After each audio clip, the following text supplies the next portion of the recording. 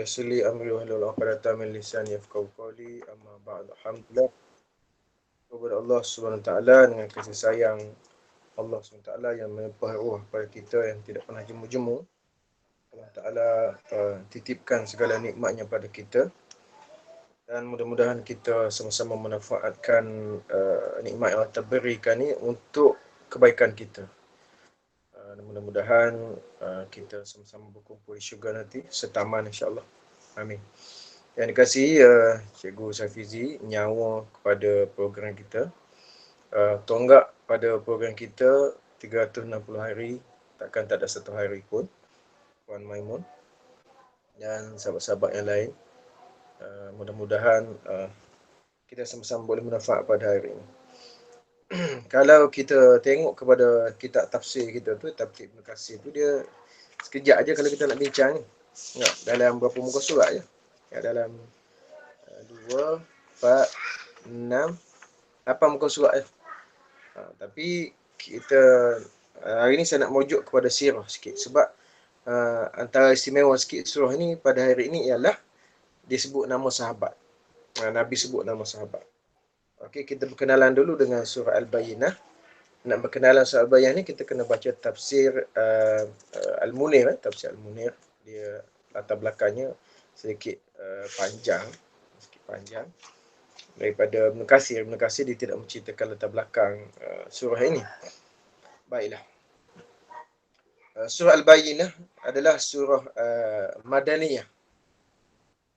Surah Madaniyah iaitu surah yang diturunkan ataupun ayat atau surah yang diturunkan oleh Allah SWT kepada Nabi Muhammad sallallahu alaihi wasallam selepas hijrah.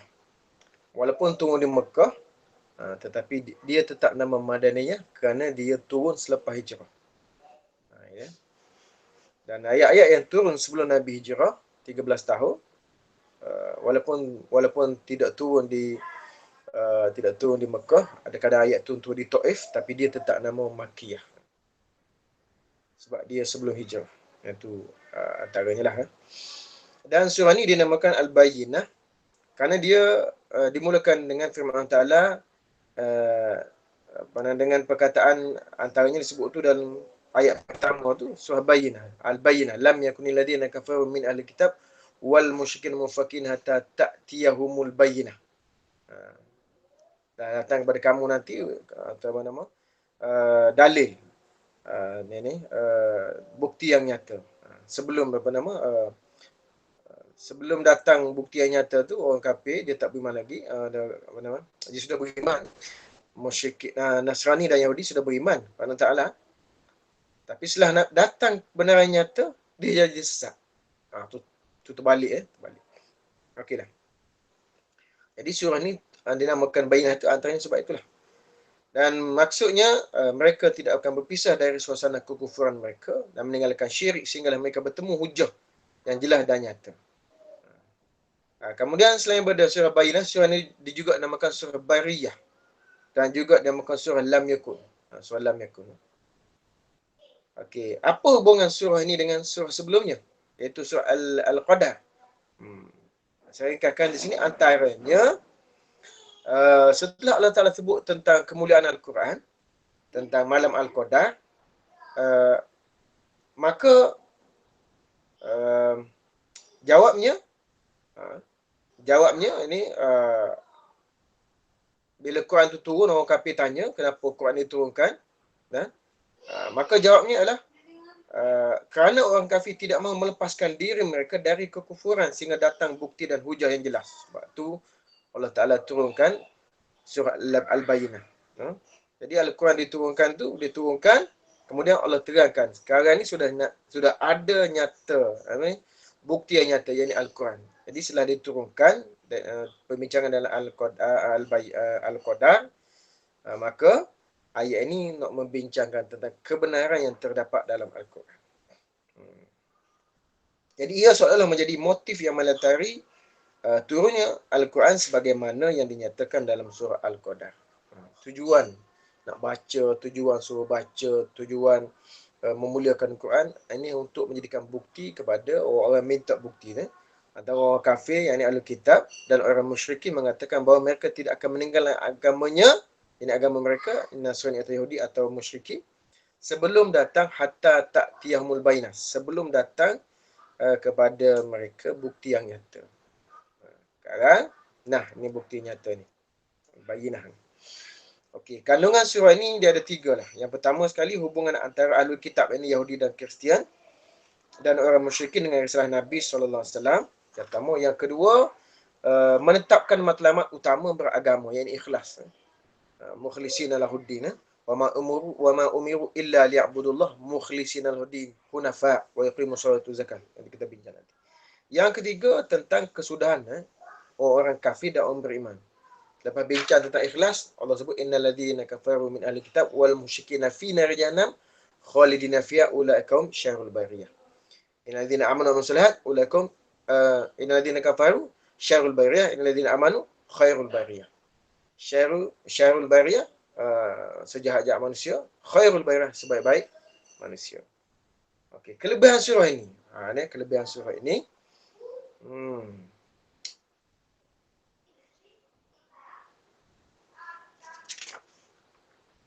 Macam mana nak ringkaskan?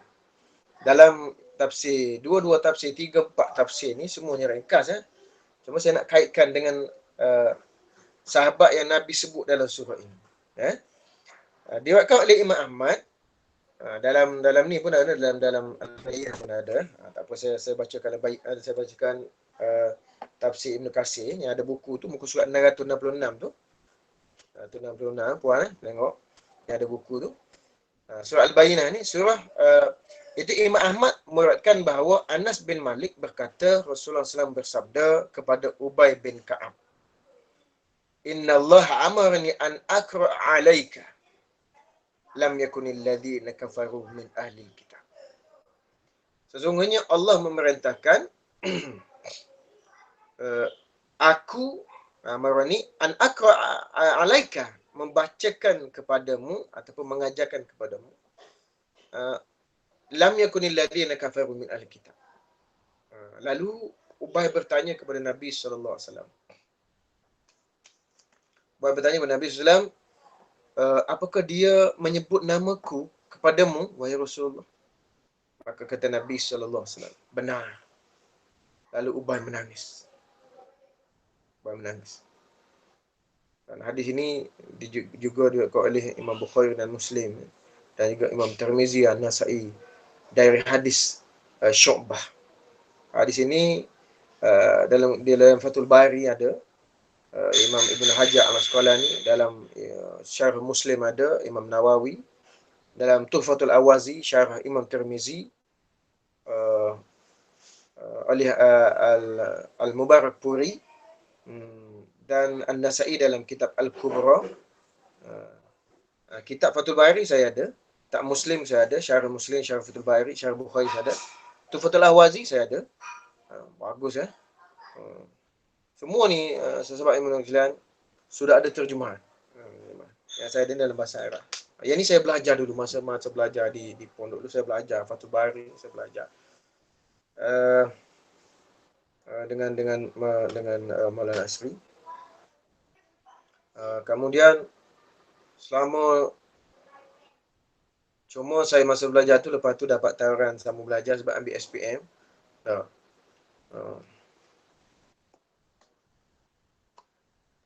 Lepas tu Fathul Bari itu saya tinggalkan, tetapi saya ada legasi dia.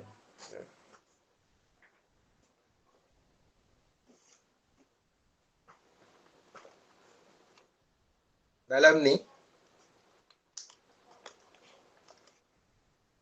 ni kita ada selama 14 tahun. 14 tahun kita belajar Fathul Bari, Syarah Imam Bukhari oleh Ibn Hajar Al-Asqalani. Dia duduk dalam ni 14 tahun. 2 kali seminggu daun duduk kat sini. 1 tera.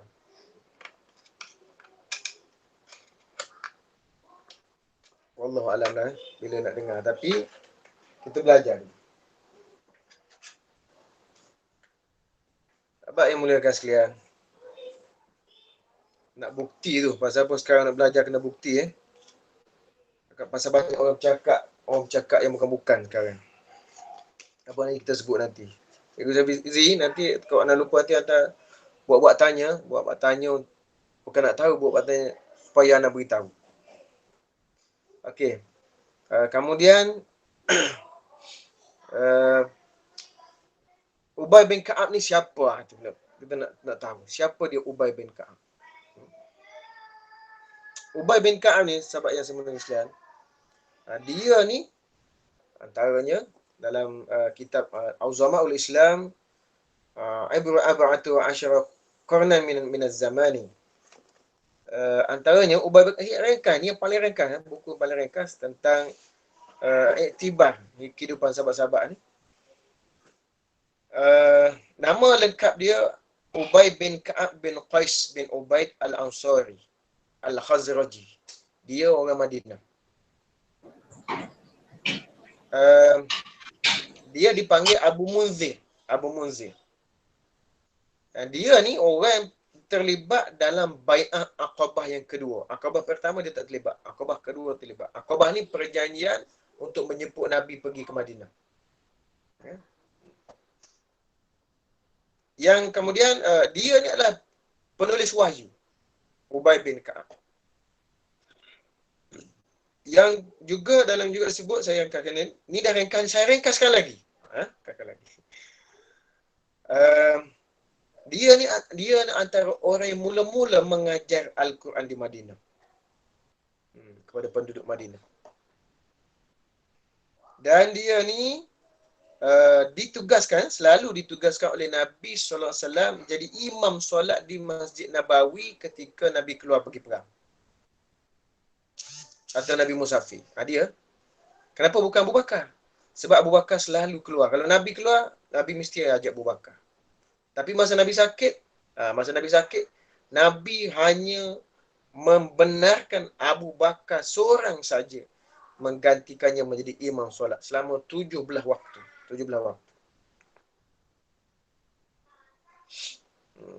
Nabi hanya membenarkan Abu Bakar seorang saja menggantikan dia. Lain-lain tak boleh. Kecuali Sayyidina Umar sekali. Itu pun sebab silap teknik. Saya rasa saya cerita dulu. Okey, kemudian Ubay bin Ka'ab ni, Umar berkata kepada Ubay bin Ka'ab. Kata Umar, dia adalah penghulu orang muslimin.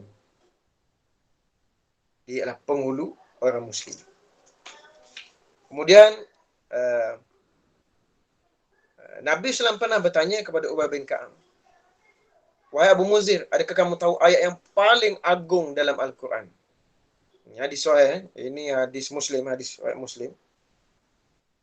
Ditanya, apakah kamu tahu ayat yang paling agung dalam Al-Quran? Maka kata Uzair, Allah dan Rasulnya saja mengetahui. Kemudian Rasul bertanya lagi. Lalu jawabnya, adab sahabat-sahabat dengan Nabi. Dia tahu. Abu Munzir ni, ini Ubay bin Ka'ab ni tahu ayat yang paling agung dalam Quran itu, tapi dia tak jawab. Dia kata Allah dan Rasul yang lebih mengetahui. Ini adab. Adab belajar, adab kita dengan mak bapak, adab kita dengan orang yang lebih senior. Dari segi bahasa, dari segi kaedah. Walaupun kita tahu, seperti Abdullah bin Umar, Nabi pernah tanya pokok apakah yang paling bermanfaat. Masa tu Abdullah bin Umar dia umur dalam 13 ke 14 tahun. Dia belum balik. Kemudian semua sahabat tak jawab. Pasal sahabat tak tahu. Termasuk Sayyidina Umar. Kemudian bila balik tu, kemudian Nabi pun cakap lah pokok kurma. Kemudian bila balik tu, Abdullah bin Umar cakap kepada ayah dia, Umar.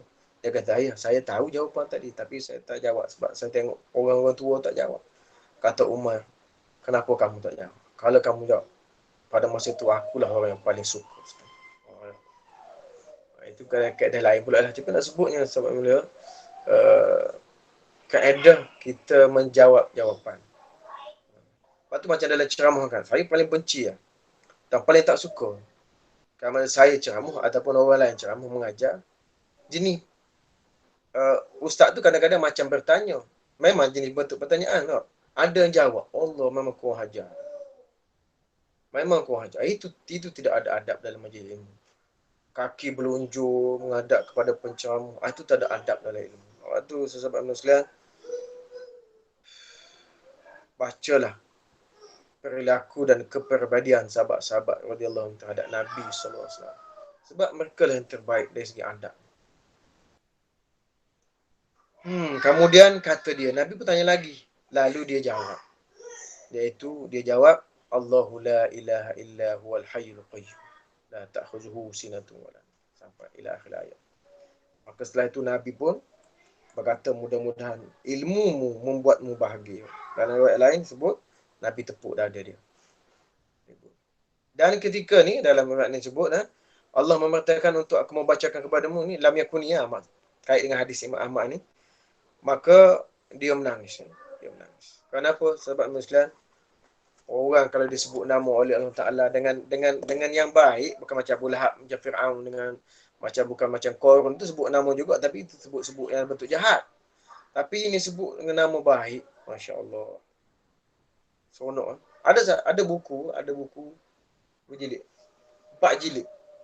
4 jilid buku yang mengumpulkan ayat-ayat Al-Quran yang turun kerana orang itu. Seronok kalau kita tahu. Contoh.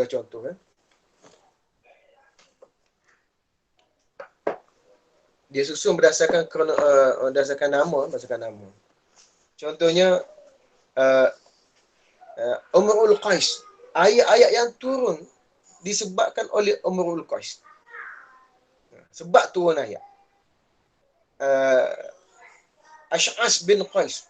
Kita tak pernah dengar nama-nama sahabat gitu. Ash'as, kita tak pernah dengar. Umrul Qais mungkin pernah dengar. Abu Ayyub Al-Ansari. Ayat tu. Ini ulama-ulama kita kerja sampai kalau kita cakap tak, maknanya mati cacang. Kalau kita cakap mati cacang ni, mati sambil berdiri. Lambat cakap standard. Mana siapa begitu sekali detailnya. Menulis tentang Al-Quran. Mana orang tak boleh tipu. Ya. Hilal bin Umayyah. Ayat Quran turun dengan dia. Marstad bin Abi Marstad. Ayat Quran yang turun karenanya. Mana ada orang nama Marstad? Tapi tengok Piramli. Sahabat tengok cerita Piramli. Pendekar Mustad. Hujan lapuk kan. Dia main Piramli ni. Saya suka baca biografi Piramli. Kalau yang minat Piramli tu ada satu ceramah Ustaz Aun ni sebut tentang Piramli dan ceritanya. Cuba cerita. Apa hubungan kait cerita Piramli itu dengan agama? Bagus. Main-main.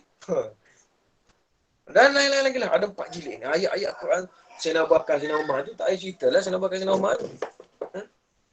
Hal lain-lain. Okey. Kemudian ni dia. Kemudian Sayyidina Utsman juga pernah melantik dia sebagai penulis atau pengumpul Al-Quran. Kali kedua, Sayyidina Utsman tulis semula Al-Quran supaya mengelakkan kekeliruan. Antaranya dilantiklah Ubay bin Ka'ab. Dan dia ni meriwayatkan hadis sebanyak 164 hadis daripada Nabi SAW. Yang diriwayatkanlah.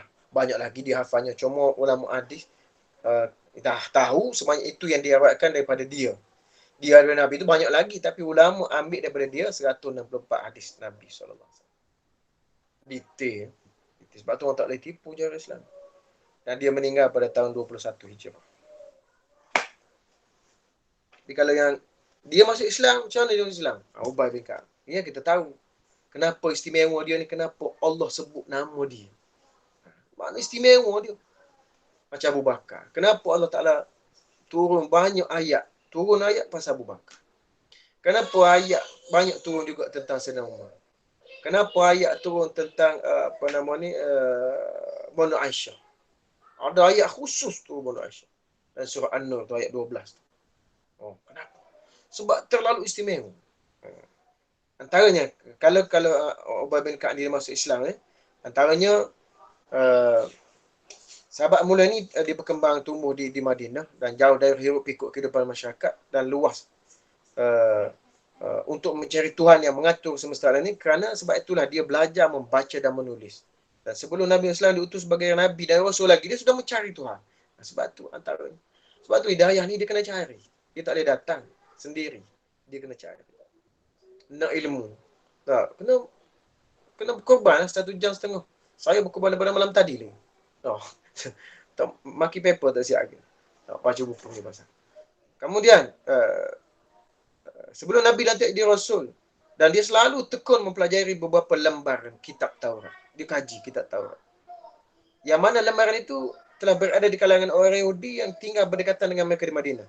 Tetapi lembaran itu belum dapat memuaskan haus dahaga hidayahnya.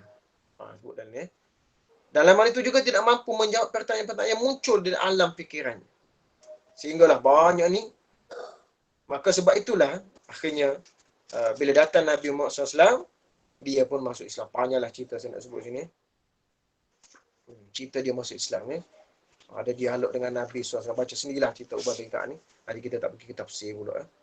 Ini cerita lain pula. Cerita yang menarik pula. Dalam buku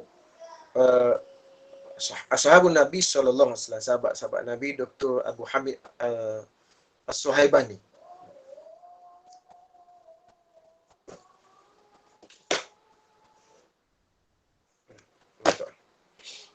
Okey.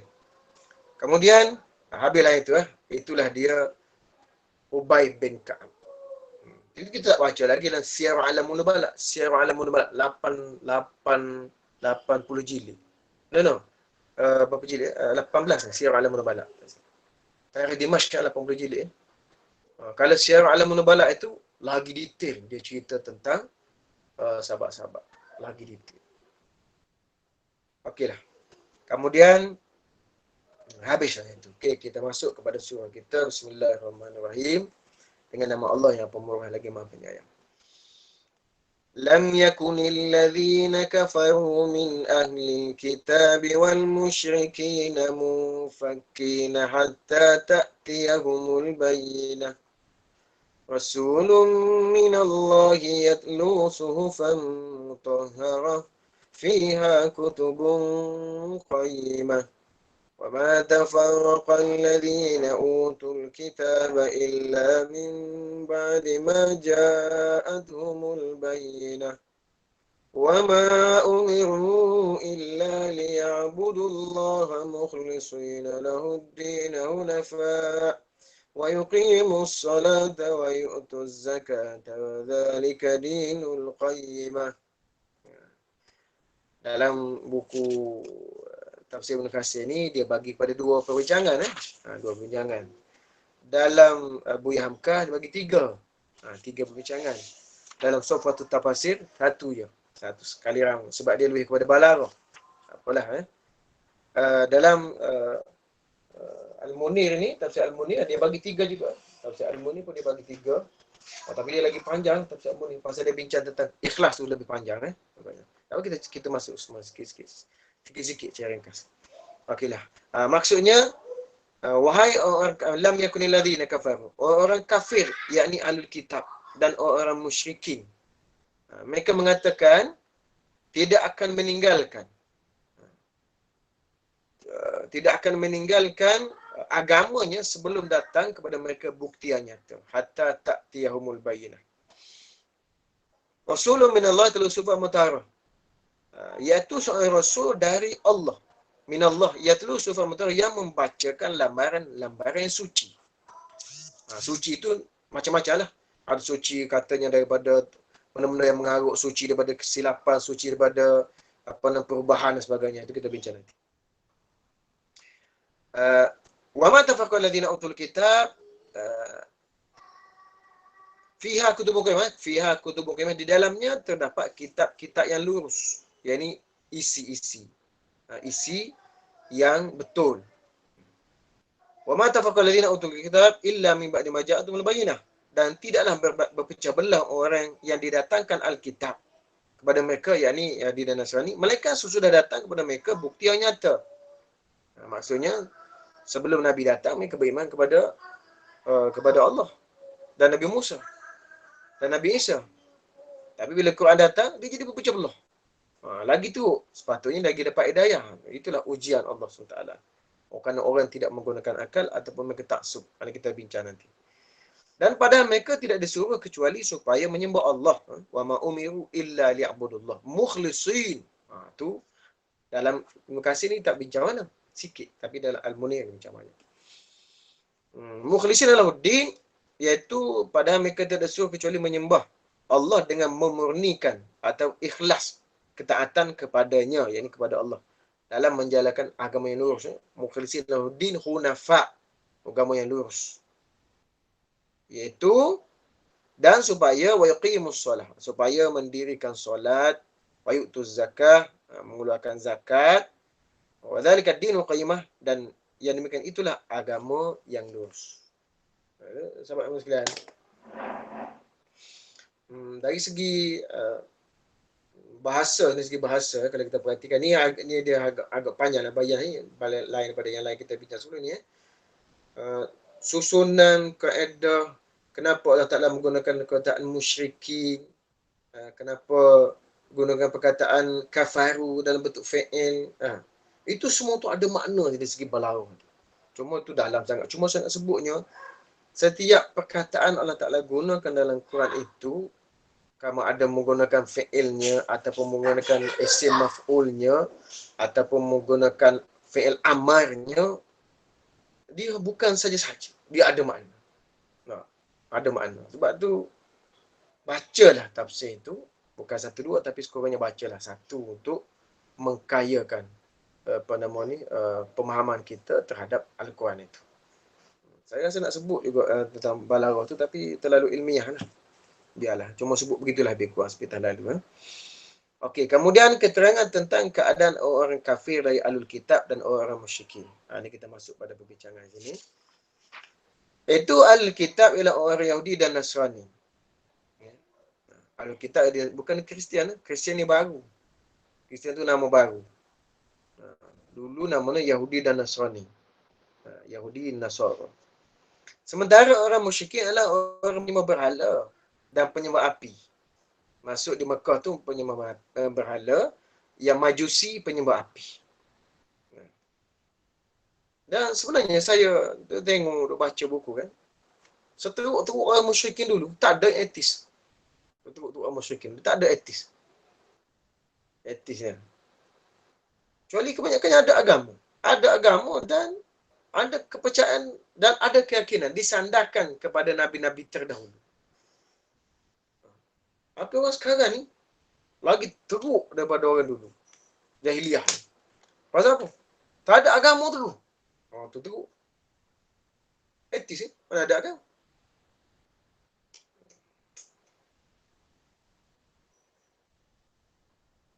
Payah. Saya nak sebut. Tapi nak sebutnya begitulah lebih kurang. Lebih panjang pula sebut. Orang kafir dulu sembah api. Maknanya dia ada rasa. Dia ada rasa dalam diri dia bahawasanya alam ini ada sesuatu yang lain di sebaliknya. Yang gaib, yang dia tak nampak. Sebab tu mereka bertuhan walaupun Tuhan mereka tu syirik. Tapi ada rasa nak bertuhan. Tapi orang sekarang sebab dia rasa dia cerdik, agak yang dia rasa dia cerdik, dia rasa macam tak ada Tuhan. Oh, ni lagi bahaya. Lagi teruk daripada orang yang menyembah api dan berhala. Sebab mereka langsung tak ada rasa benda gaib itu dalam diri. Tapi kalau kena apa-apa akhirnya cari benda gaib juga. Biarlah itu. Okey, kemudian para penyembah berhala dan api baik daripada bangsa Arab ataupun non-Arab, itu Majusi lah, orang Parsi sebagainya. Dan mereka tidaklah dan mereka tidaklah munfakin meninggalkan agama mereka, yakni mereka tidak akan berhenti sehingga datang kepada mereka kebenaran. Bagi mereka lah, kebenaran yang mereka nak. Qatada juga mengatakan demikian, yakni hatta ta'tiyahumul bayyinah, sebelum datang kepada mereka bukti yang nyata, yakni Al-Quran. Jadi Allah Ta'ala berfirman macam lebih kata tadilah, lam yakun alladziina kafaru minal kitab wal musyrikiina munfakin hatta ta'tiyahumul bayyinah. Adik sebut sini sahabat Muslim, mereka itu pendek sangat. Terima kasih tu. Dan kalau dalam Al-Munir ini disebutkan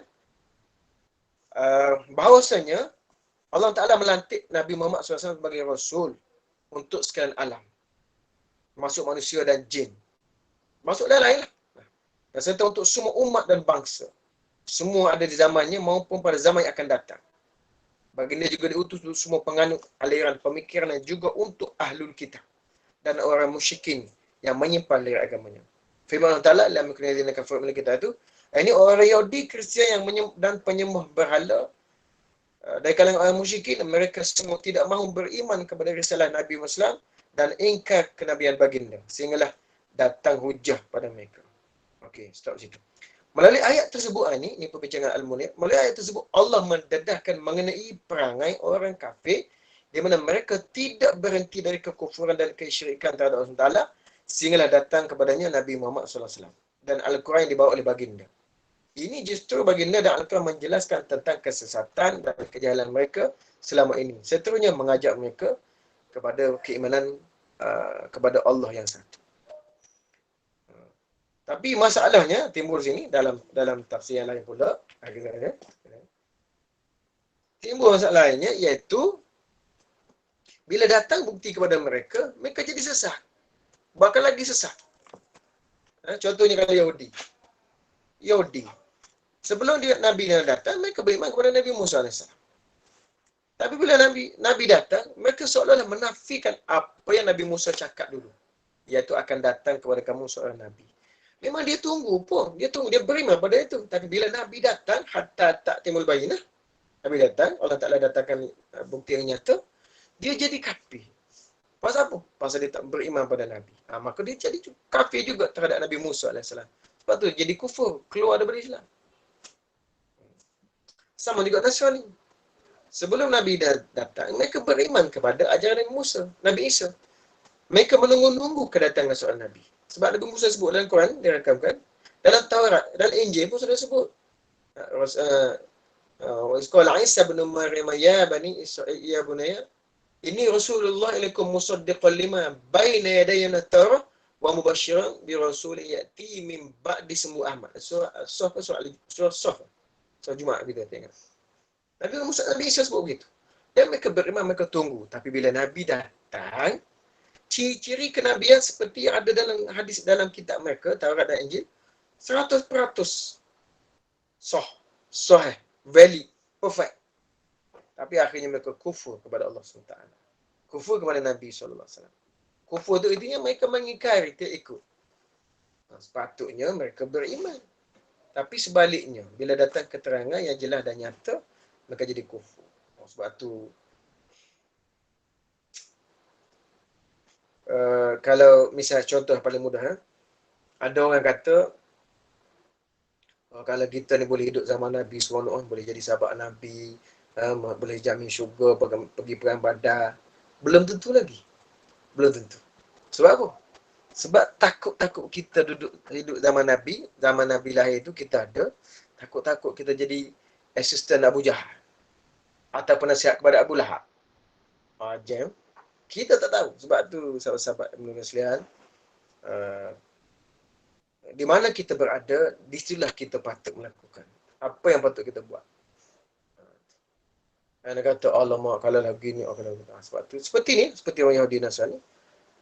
Mula-mula dia tunggu Nabi datang. Bila Nabi datang, mereka tidak beriman. Yang paling jelas sekali bapa mertua Nabi SAW.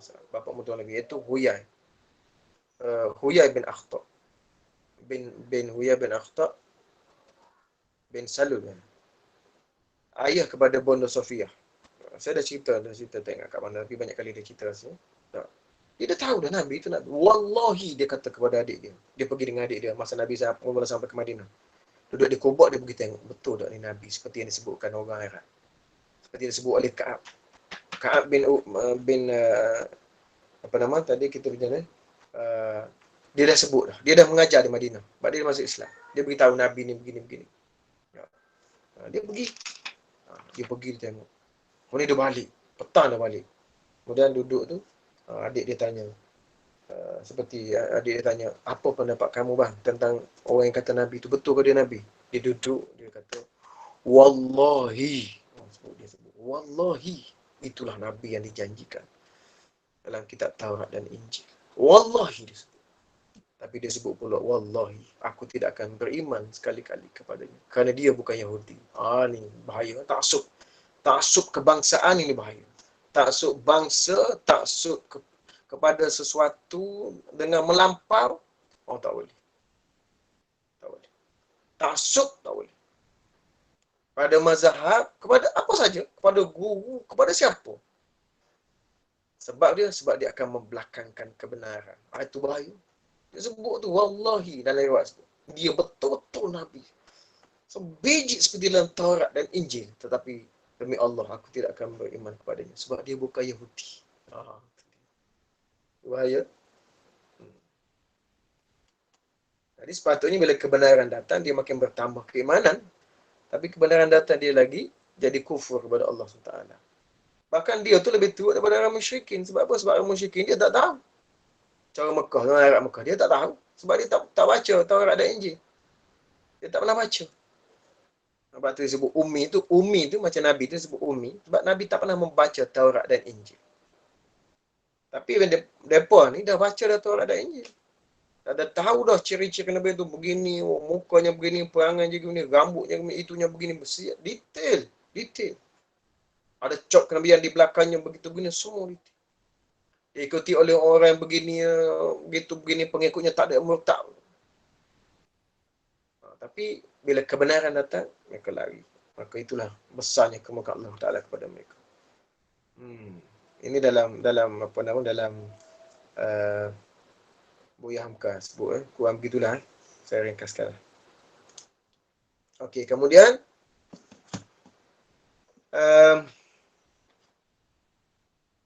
Allah menjelaskan bukti yang nyata itu dengan firman-Nya, Rasulun minallah yatlu suhufan mutahharah. Itu antara bukti yang nyata. Iaitu selain daripada Nabi itu sendiri, yang tadi kita bincang tu, hatta tak temul bayinah, antara bukti nyata itulah datangnya Nabi itu. Pasal apa bukti nyata dari Nabi? Sebab memang disebut begitulah Taurat dan Injil, akan datang di akhir zaman seorang Nabi di kalangan kamu. Laqad ja'akum rasulun min anfusikum. Akan datang kepada kamu, laqad ja'akum, telah datang kepada kamu seorang rasul di kalangan kamu sendiri. Min anfusikum. Mereka duduk bedan, mereka duduk akan di kalangan Yahudi. Atau Nasrani dengan dari kalangan mereka. Tidak rupanya dari kalangan bangsa Arab Quraisy. Dan mereka tahu tu. Mereka tahu bahawa Nabi Ismail itu duduk di Mekah dan menurunkan keturunannya di Mekah. Nabi, anak cucu anak Nabi Ibrahim juga. Mereka tahu. Seperti juga Nabi Yaqub, Nabi Isa. Mereka tahu. Lagilah mereka tahu sebab keturunan Nabi Musa dan Nabi Isa. Cuma Nabi Ismail agak jauh dengan Nabi. Tapi walaupun tahu, tapi telah nyata bukti nyata, mereka kufur dengan Ta'ala. Apa lagi Rasulullah minalatul sufa mutara itu? Iaitu bukti yang lagi ialah Nabi Islam datang membacakan kepada mereka lembaran-lembaran yang suci. Iaitu Al-Quran. Iaitu kata Muhammad, iaitu Muhammad SAW dan Al-Quran yang beliau baca, dan Al-Quran ini merupakan lambaran-lambaran disucikan serta tertulis di tempat yang tinggi. Kita ada bincang dulu dalam Qadar kan, belum masuk kepada Batu Izzah, kemudian turun sikit-sikit ke bumi itu, dah tertulis. Tertulis itu pula ada macam-macam pendapat ulama. Dia tulis dalam hati Nabi, kemudian Nabi hafal, kemudian Nabi suruh sahabat-sahabat tulis sebagainya. Itu maksud tulis banyak. Maksud sebut sini Islam, kalau dalam Al-Munir ni agak panjang sikit iaitu seorang Rasul tu kemudian maksudnya Rasul yang membacakan laman suci, dalamnya terdapat kitab-kitab yang amat berharga, iaitu Sufa Mutar fiha kutubun qaimah. Dia baca sekali. Yang ini Al-Bayinah tu apa Al-Bayinah? Yang dimasukkan ialah Nabi SAW itu sendiri, yang diutuskan sebagai rahmat kepada sekalian alam. Dan Nabi Muhammad SAW mengajar mereka tentang segala yang terkandung dalam Al-Quran, yang bersih dari segala kekotoran. Itu sebut Sufa Mutahharah tu, suci tu. Bersih dari segala kekotoran dan pembohongan dan perkara-perkara syubhat dan kekufuran. Itu maksud bersih itu dalam Quran itu. Dan sampai sekarang Al-Quran bersih daripada semua itu. Tapi itulah kalau kita nak bincang tak. Pun begitu, ada lagi orang nak kritik Quran ni. Nak kata macam, ada satu ayat innal ladzi apa nama Allah masalah sulpai dia. Allah masalah. Innal ladzina kafaru min ahlil kitab. Sesungguhnya orang kafir, innal ladzina kafaru min ahlil kitab, saya lupa ayat dia panjang. Bukan itu. Allah masalah. As-sabiin al-yahudi wan nasar was-sabiina man amana billahi wal akhirah tu. Dia kata dalam Quran tersebut orang Nasrani, orang Yahudi dan as-sabiin dan orang sabiin itu beriman kepada Allah. Tu dia kata tu. Mereka juga orang beriman. Sebab tu sahabat Muslim, kalau kita tidak merujuk kepada ayat-ayat yang lain pula, dia akan jadi keliru. Sebab itulah dalam Quran ini dia tidak ada kekeliruan kecuali kalau dimasalahkan Al-Quran itu. Sebab itu ulama-ulama kita menjawab dalam, kita dah tunjuk dulu dalam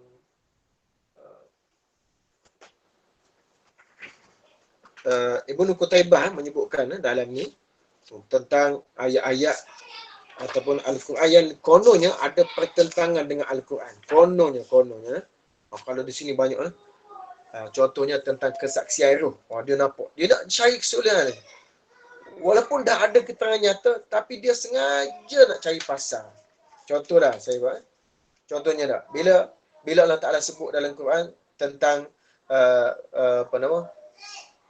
tentang perjanjian di antara Allah dengan roh. Allah sebut dalam alastu bi rabbikum, Allah tanya di alam roh tu, qalu bala syahidna. Roh jawab, qalu, bahkan ya kamu, aku bersaksi benar kamu ni Tuhanku. Qalu bala syahidna, aku bersaksi kamulah Tuhanku. Kemudian roh tu diikutkan ke dalam jasad, kemudian lahir. Kemudian pasal Nabi sebut apa? Nabi sebut iaitu Allah Ta'ala telah mengusap punggung Nabi Adam dan mengeluarkan darinya apa yang ada menjadi keturunan hingga hari kiamat, seperti semut yang sangat kecil, dan meminta kesaksian atas jiwa-jiwa mereka, iaitu ayat alastu bi rabbikum qalu bala tu. Maka mereka menjawab, benar dan kami bersaksi. Ada orang petikan bila kita berjanji dengan Allah, kita tak ingat apa? Dia ingat kita ni, minta maaf bahasanya, dia ingat kita ni, ingat ulama-ulama kita ni bodoh sangat, tak boleh jawab. Dia kata Quran sebut telah berjanji, roh telah berjanji di alam roh. Mana kita tahu? Mana kita tahu? Ini tak boleh pakai ni. Mengarut.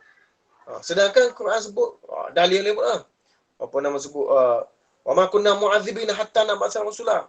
Kamu tidak akan diazab sehingga kamu ditukar rasul. Jadi orang-orang sebelum ni macam-macam cerita. Saya ingat ada satu ceramah Dr. Zakir Naik sebut. Siapa sebut? Bila dia isukan isu tu, dia kata roh ni telah berjanji dengan Allah sebab ada dalam Quran tu. Dalam Quran surah Al-A'raf. Surah apa? Surah qalu bala syahidna ni surah apa? Tak ingat. Dia cari sendiri lah. Qalu bala syahidna alastu bi rabbikum ni ada dalam Quran. Lalu dia kata, ni janji ni mana apa ni kita tak tahu. Dalam roh mana kita tahu. Kemudian Rasul kena jawab, memanglah kita tak tahu di alam roh. Bukan saja alam roh, alam dunia pun kita tak tahu. Awak tahu tak masa kecil awak buat apa? Masa awak mula-mula lahir, siapa sambut awak? Awak tahu tak? Awak kan dah jadi orang, dah ada roh dah. Awak tak tahu. Umur setahun awak tak tahu. Umur 2 tahun awak tak ingat awak buat apa.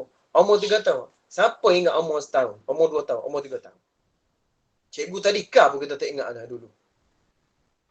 Kita tak ada tadika, kita tak melalui tadika, pasal kita tak ada sekolah tadika dulu kan. Kalau tanya budak sekarang, awak ingat nama cikgu tadika awak dulu? Ingat. Padahal umur 6 tahun dah, 5 tahun, 6 tahun. Ingat tak apa yang mula-mula awak belajar di tadika? Tak ingat. Itu dah jadi orang dah tu. Sebab itu Allah hantar Rasul. Sebab itu sekarang ni kamu kena masih lagi belajar kalau manusia. Sebab tu sekarang kamu masih lagi belajar, kena belajar supaya diingatkan.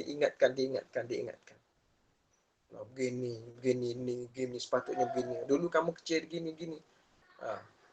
Seperti juga ini. Tu contoh logiknya. Sebab tu sahabat Islam, orang akan sengaja, orang kafir sengaja, orang tak kafir, orang Islam konon-konon sengaja akan mencari alasan untuk mengelirukan Islam. Just semalam ada budak mesej kat saya, Ustaz, betul ke ada orang kata Kaabah ni adalah apa nama ni, kiblat yang tidak betul. Kiblat yang sudah diubah. Saya kata memang betul. Dia kata macam mana Ustaz? Betul lah, mula-mula Nabi masa duduk di Mekah, Nabi solat menghadap Baitul Maqdis. Di Madinah pun Nabi solat menghadap Masjid Aqsa tu. Di Madinah tahun kedua ke ketiga. Barulah Allah Ta'ala perintah menghadap kiblat. Masa Nabi solat di Masjid Qiblatain. Sekarang ni kalau pergi ke Madinah tak ada dah. Tak nampak ada Masjid Qiblatain tu.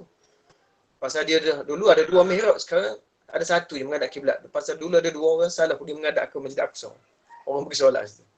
Tak apalah tu, dia buang tu tak apa. Cuma nak sebutnya ada diisukan begitu. Jadi kalau budak-budak tak tahu dia kata akhirnya sebab tu sahabat sekalian, Allah Subhanahu Wa Taala mengatakan Nabi SAW sebagai bayinah. Bayinah dan kemudian dibacakan pula tu. Dibacakan Rasulullah Sufa Mutahhar fiha kutubun qayyimah. Dalam kitab yang lurus yang Allah Ta'ala turunkan. Seperti antaranya Al-Quran lah. Jadi dalam sini disebutkan kemudian Muhammad mengajarkan bahkan Al-Quran yang ada di bawah itu adalah kitab yang benar yang menjelaskan perkara-perkara yang syubhat di kalangan Ahlul Kitab dan orang musyrikin di kalangan dalam perkara agama. Dalam Al-Quran terdapat ayat-ayat dan hukum-hukum yang benar dan penuh hikmah tanpa sebarang penyelewengan dari kebenaran. Al-Quran adalah kitab pembimbing, petunjuk, pemulih dan hikmah. Sebagaimana Allah Ta'ala sebutkan dalam Quran, dalam surah Al-Fusilat yang bermaksud Al-Quran itu tidak diresapi kebatilan, baik kini maupun akan datang. Surah Al-Fusilat. Dan Allah Ta'ala dalam ayat lain bermaksud, sungguhnya segala puji bagi Allah yang telah menurunkan kepada hamba-Nya Al-Kitab. Dan dia tidak mencampurkan dengan sesuatu yang tidak lurus sebagai bimbingan yang amat berharga untuk kamu memberi peringatan. Dan terdapat juga ayat yang sama maknanya banyak dalil-dalil tentang bahawasanya Quran ini adalah fi sufin mutahhar fiha kutubun qayyimah. Yatlu sufan mutahhar fiha kutubun qayyimah. Memang kitab yang lurus, kitab yang suci, yang penuh dengan bukti-bukti di dalam. Sebab tu kalau kita nak bincang dengan lebih lanjut, bagaimana saya sudah tunjuk bukti-bukti sekala zaman Nabi dulu, bukti yang mereka nampak depan Nabi, seperti bulan, bintang dan sebagainya, dan mukjizat Nabi. Dan Al-Quran dan bukti yang tidak berhenti di situ saja, sampai sekarang masih lagi terbukti dengan apa? Dengan Allah Ta'ala membenarkan Al-Quran melalui sains. Al-Quran itu sains membenarkan Al-Quran. Bukan Al-Quran membenarkan sains membenarkan Al-Quran. Benar apa yang Al-Quran sebut, benar. Terbuktinya dengan kajian sains. Banyaklah kita dah bincang, banyak buku kita sudah tunjuk. Lagi terbukti. So nak apa lagi? Kecuali kalau nak mengikut nafsu, memang tak jumpa hidayah. Tak jumpa petunjuk. Sebab tu sahabat-sahabat yang saya mulakan ni pengalaman lah. Dua hari lepas saya tengah makin paper tu, dalam pukul 9 ada seorang nazir masjid, Datuk telefon. Datuk telefon kena akad tu. Pukul 9 lebih kita tengah makin paper. Mana dia kata, Ustaz, ada bukan jemaah, ada budak perempuan datang ke surau. Dia sewa kondominium dekat dengan surau tu. Dia kata dia minta tolong, Ustaz. Saya kata kenapa? Ustaz cakap sinilah. Saya pun cakap dengan dia. Saya kata kenapa? Dia kata minta tolong Ustaz datang ke rumah kami. Buat apa? Kami tak boleh tidur. Dah 2-3 malam tak boleh tidur. Bunyi macam-macam, Ustaz. Kami takut. Saya kata saya tengah makin paper ni. Boleh tak minta tolong lah Ustaz datang. Tidak, kami nak tidur kat mana malam? Siang pula. Saya tanya awak berapa orang duduk? 3 orang. Semua perempuan? Saya nak pergi macam mana semua perempuan? Saya tak balik pula. Saya nyanyi. Kata Ustaz datanglah. Kemudian saya pergi. Saya kata tak apalah. Saya pergi. Kemudian sampai kemudian masuk dalam tingkat berapa? Tingkat 19. Saya dah cerita 2-3 kali dia ni. Untuk iktibar. Apa iktibarnya? Nah, bila saya masuk, bau tu satu hal lah. Bau sistem, bau makanan. Saya kata ni jin suka. Oh takut dia. Bocak saya tengok muka. Saya pun takut kat sebenarnya. Lepas tu duduk siap bunyi. Buak saya. Saya kata bunyi tu tak bunyi. Saya risau kot. Tak, kita tak, tapi buat berani lah pasal ustaz kan. Kemudian saya rukyah sikit. Kemudian lepas tu selalunya saya solat sunat dulu. Tak ingat solat sunat. Lepas rukyah barulah solat sunat. Saya kata ada sejadah tau. Kemudian mereka saling berpandangan sesama mereka. Saya kata tak ada sejadah ke? Tak ada Ustaz. Kemudian saya ambil wuduk lah. Saya pun ambil wuduk. Saya kata arah kiblat mana? Dia tengok sama-sama dia pula. Kata awak tak solat lah. Dia. Saya kata patutlah jin suka. Saya nak sebutnya sahabat Ummul Islam. Bila saya dah rukyah semua, saya pun malam tu saya tazkirah lah sikit. Tazkirah. Tidak sikit jugalah. Pukul 11 baru balik. Saya kata ni lah masalah kita. Bila susah baru nak cari agama. Bila tu bila solat tidak betul. Oh banyak saya tazkirah. Saya dah sebutnya sahabat nama dia. Bukti telah ada. Saya kata kat budak-budak tu. Saya kata tengok. Ini antara bukti mukjizat Al-Quran. Bila dibacakan, dia jadi begini. Padahal tak ada kena-mengena dengan wayar. Tak ada kita tahu cucuk kelak ke mana pun. Bila dibacakan, dia jadi begini. 2 hari kemarin saya telefon. Okey dah. Terima kasih Ustaz. Saya dah boleh tidur semua. Saya kata jangan lupa solat. Jangan lupa solat. Jangan tinggal solat. Sejadah pun tak ada dalam rumah. Padahal sudah terbukti dah tu. Al-Quran itu benar. Lagilah saya sebut. Kan dah terbukti Al-Quran itu benar. Kan dah senyap tu. Dah tak ada benda gitu. Walaupun banyak bukti, tapi orang masih mencari kelemahan Al-Quran.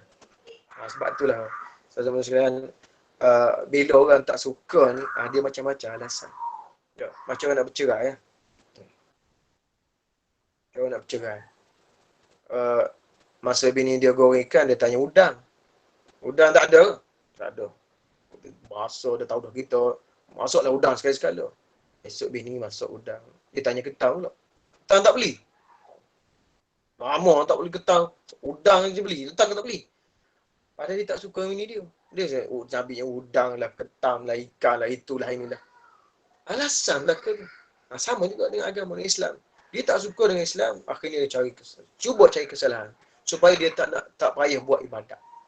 Kononnya begitu. Sebab tu, sahabat Islam, bahayanya kalau sudah ada bukti, kalau kita sudah ada bukti yang nyata, tapi kita meninggalkan, dia lagi teruk pada orang musyrikin, lagi teruk pada orang munafik.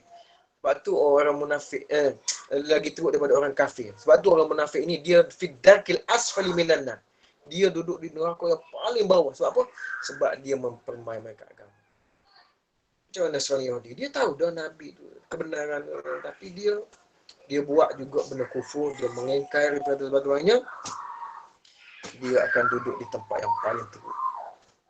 Sebab tu sahabat sekalian, kalau sudah ada bukti yang sahih dan jelas, maka berimanlah. Sebab tu Islam ni bukan saja dia datang dengan bukti. Dia tak boleh nak kata ni Nabi, ni Nabi, ni Nabi. Apa bukti awak kata ni Nabi? Ada orang kata belaka. Tak boleh gitu. Tak boleh.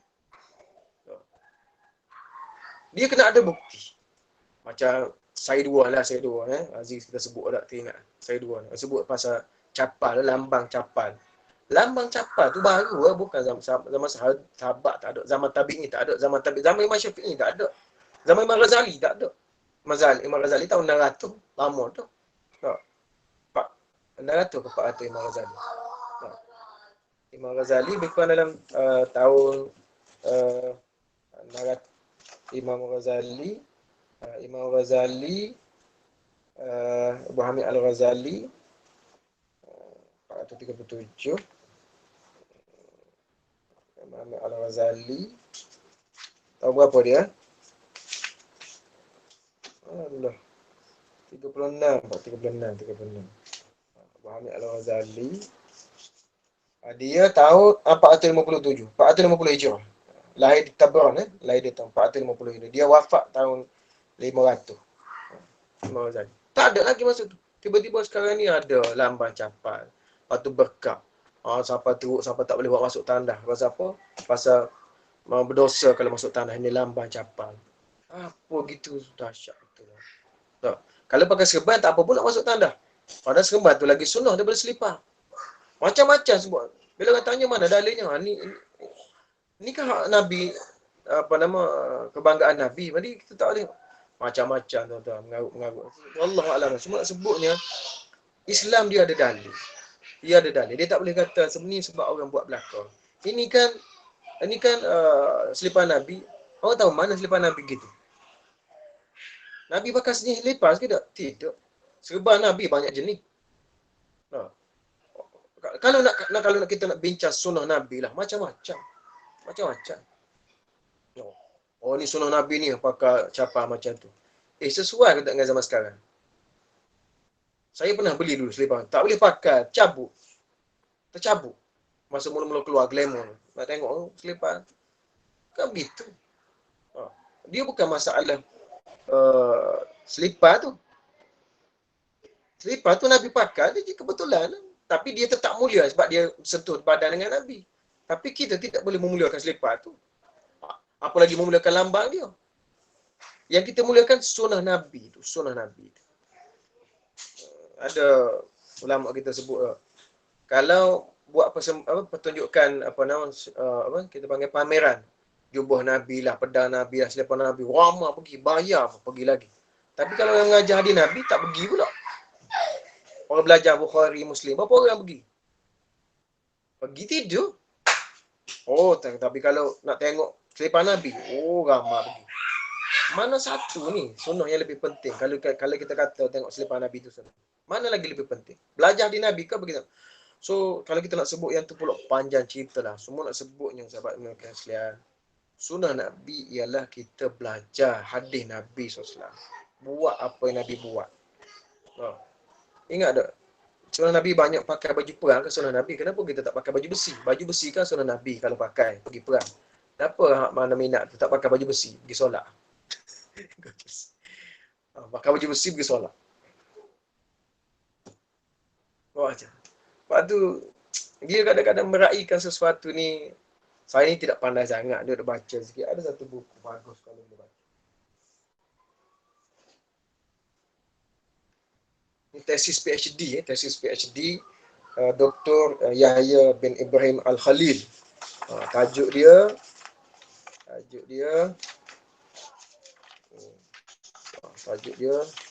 mana tajuk dia ni? Kalau di sini lah tajuk dia As-Sunnah. Dia terjemah Sunnah Tarkiyah. Ini As-Sunnah Tarkiyah mafhumuha hujjah apa ni? Dia sebut kat mana? Sunnah Tarkiyah. Tak apalah ni buku ni. Bagus kalau baca. Sunnah-sunnah Nabi SAW yang ditinggalkan.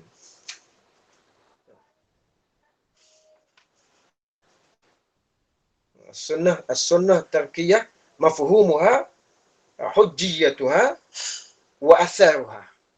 Apa nama? As-sunnah tarkiyah mafhumuha hujjiyatuha wa atharuha. Tesis PhD. Bagus. Lepas tu sahabat menurut sekalian, banyak kaedah kita bila kita buat ibadah ni, antaranya kaedah paling tepat ialah kita kena ada dalil yang sahih. 9.34. Kita berhenti pukul 10 je. Ya betul lah, pukul 10. Kemudian habis lah tu. Kemudian agama yang dimasukkan sini, kaidah tadi ialah yang terasnya ialah keikhlasan kepada Allah Subhanahu Wa Taala. Biar dulu tu. Okey, kita sambung ni.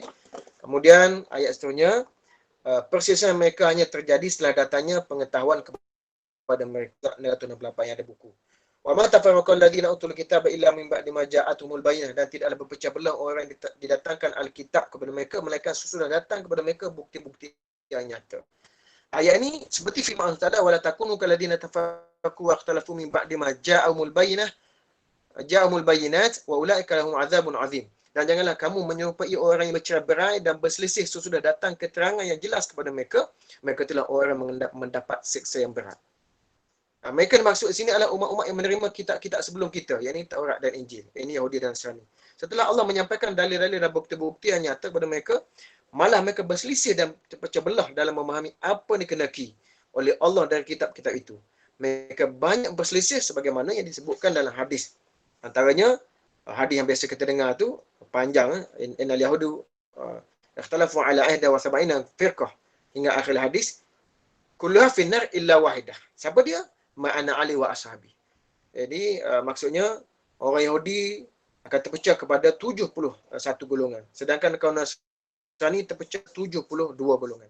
Dan umat Islam, umat ini akan berpecah lebih pada 73 golongan. Semua golongan tersebut masuk neraka kecuali satu. Sahabat tanya, siapa dia? Kata Nabi, ma'ana alaihi wa ashabi, iaitu orang yang berada atas jalanku dan jalan sahabatku. Silakan.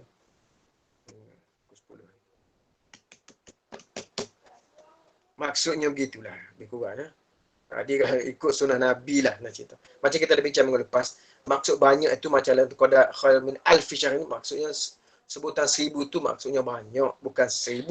Sama juga sini maksud 71 ke 72 tu bukan maksud angka itu, tapi maksudnya banyak. Seperti juga Nabi Muhammad so dia berpecah pada salah siwa sab'ina firqah, pecah kepada jadi 73 golongan, bukan 73. Bukan 73. Lebih daripada itu maksudnya banyak. Gitu Contohnya banyak lah kalau kita nak sebut. Kalau Syiah. Paling teruk sekarang ni Syiah. Lepas tu kalau macam di bab kita ni banyak lah, ada Syiah lah, ada Qadiani lah. Berelui pun ada bagi kita kat Malaysia. Ni daripada Pakistan, India lah kebanyakan yang ambil. Kalau macam di Mesir tu, Yazidi ada apa lagi ni? Banyaklah ya Allah. Banyak, beribu agama. Antaranya kalau di India saja, buku Kiai Rahmat, KH Rahmat, Kiai Haji Rahmat, agama-agama di dunia. Allah dahsyat. Saya ada satu buku, Ensiklopedia Agama. Ensiklopedia Agama. Atlas agama-agama, Atlas agama-agama. Apa?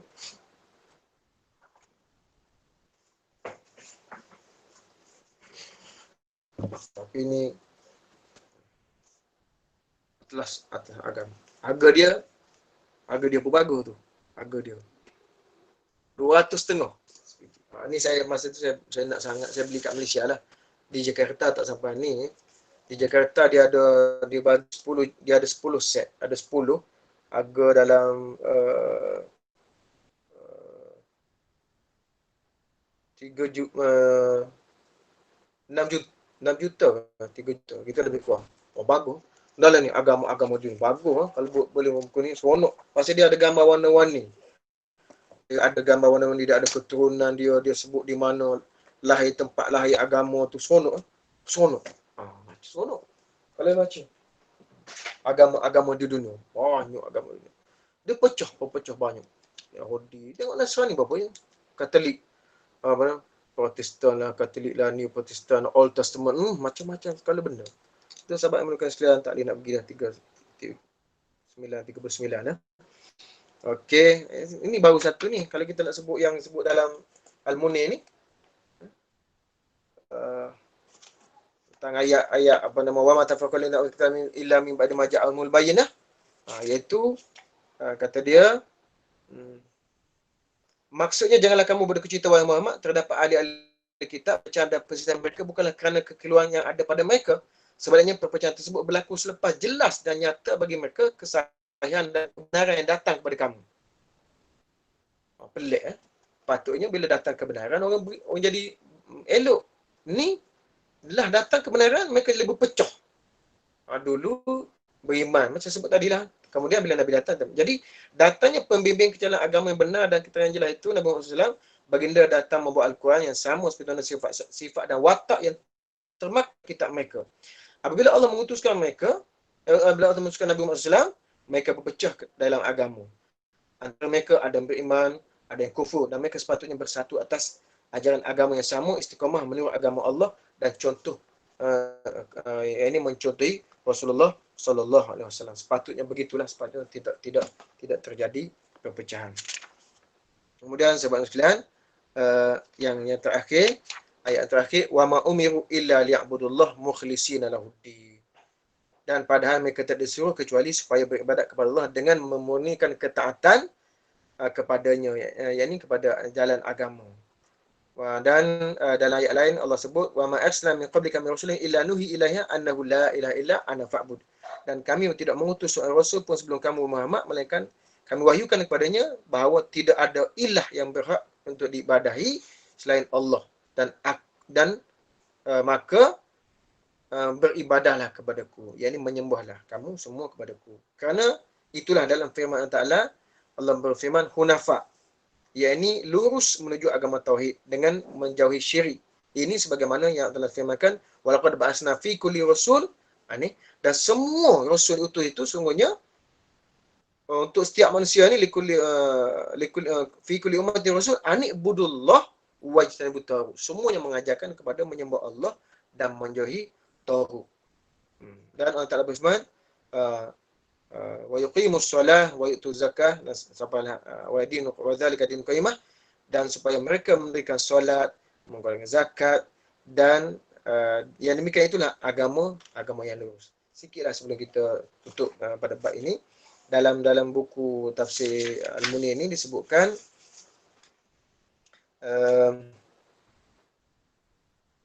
tentang ikhlas. Saya nak baca tentang ikhlas sajalah. Iaitu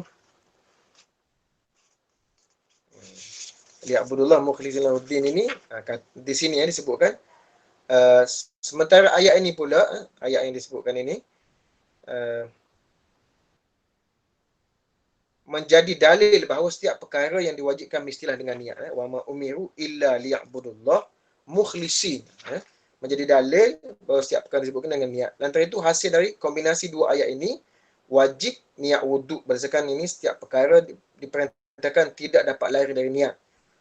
Maksud ikhlas itulah. Dan setiap individu adalah mengingatkan redha Allah semata-mata. Sementara itu, jika seseorang meninggalkan perkara-perkara yang dilarang tanpa niat, dia tidak akan diberi ganjaran kerana itu. Tetapi jika dia meninggalkannya kerana mencari redha Allah, dia diberi ganjaran kerana meninggalkannya. Dan mengenai perkara-perkara yang diharuskan seperti makan minum, jika dia melakukannya tanpa niat, dia tidak diberi ganjaran.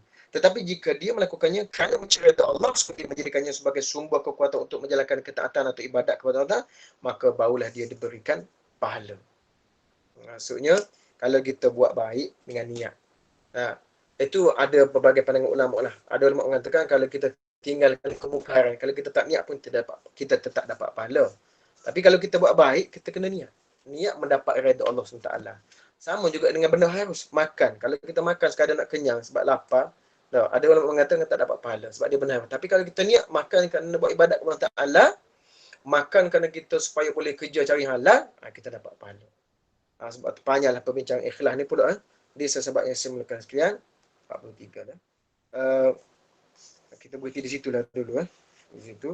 Jadi sebagai kesimpulan di sini saya bacakan dalam antaranya disebut oleh Dr. Wahbah Az-Zuhaili. Yang pertama sekali, Islam mempunyai sumbangan yang besar kepada seluruh manusia dan makhluk-makhluk lain. Iaitu antaranya dengan datangnya Nabi Muhammad sallallahu alaihi wasallam. Dan datangnya Nabi Muhammad SAW itu adalah bukti yang nyata tentang kebenaran Allah SWT yang terdapat dalam Taurat dan Injil. Dan yang keduanya, antara kelebihan dan keseluruhan Islam ialah kitab Yahudi dan Nasrani. Antara kelebihan dan keseluruhan Islam ialah Ahlul Kitab. Ahlul Kitab, iaitu orang musyrikin serta penyembah patung dan berhala tidak akan mengakhiri kekufuran mereka atau menjauhinya, melainkan dengan kedatangan keterangan yang nyata. Itu. Yang keduanya, kesimpulannya, orang kafir tadi, Yahudi dan Nasrani dan orang musyrikin, mereka kata tidak akan meninggalkan agama mereka kecuali dengan datang keterangan nyata. Tapi bila datang keterangan nyata, malangnya mereka bertambah kufur kepada Allah SWT. Bahkan mereka menghina dan cuba membunuh Nabi pula. Dan juga memerangi sahabat-sahabat. Dan yang ketiga, ayat yang menyebutkan tentang keikhlasan kepada Allah SWT. Ayat ini menekankan tentang perlunya ibadat.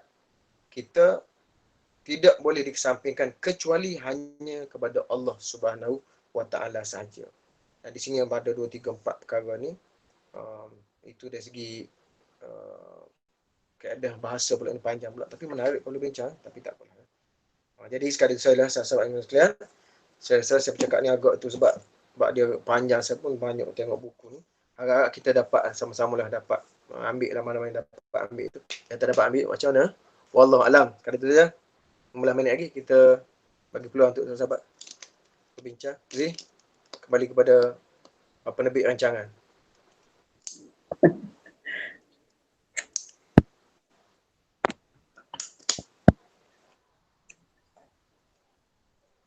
Zee?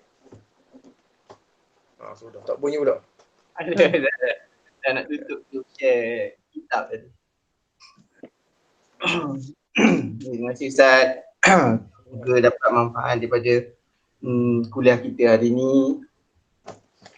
Jadi kita teruskan dengan sesi perbincangan, persoalan, pertanyaan. Tapi macam biasalah kita mulakan dengan mantan pengetua Puan Maimun. Assalamualaikum warahmatullahi wabarakatuh. Assalamualaikum. Dengar hari ni ya. Okey, saya pun saya pun terlewat sikit masuk tadi sebab hari ni anak menantu nak balik, so kita pergi pasar pula sikit kan tadi, jadi lewatlah sikit tadi. So saya ucapkan banyak terima kasih kepada Ustaz atas perkongsian surah Al-Bayyinah pagi ni ya. Cuma kita belum habis lagi Ustaz kan, baru 5 ayat je ya? Belum. Belum habis lagi kan. Okey, cuma Ustaz kan saya perasan ya dalam Quran ni terlalu banyak sangat cerita tentang Al-Munafiqun, cerita orang munafik ni. Saya belajar dengan Ustaz Abdullah semalam cerita munafik. Masa saya dengar Quran Time setiap pukul 12 tu pun cerita hal baru masuk surah An-Nisa pun cerita munafik juga. So adakah kita takut ataupun kita ni mungkin juga ciri-ciri munafik itu ada pada kita Ustaz? Ya. Sebab macam takut sebab banyak sangat surah-surah yang bercerita tentang hal munafikun ni, cerita-cerita orang munafik ni. Kalau kafir tu tentulah kafir kan, tapi yang munafik ada surah khusus Al-Munafiqun. Munafik ada satu surah khusus tentang dia. Tapi dalam surah-surah lain pun banyak diceritakan pasal munafik juga. Yalah.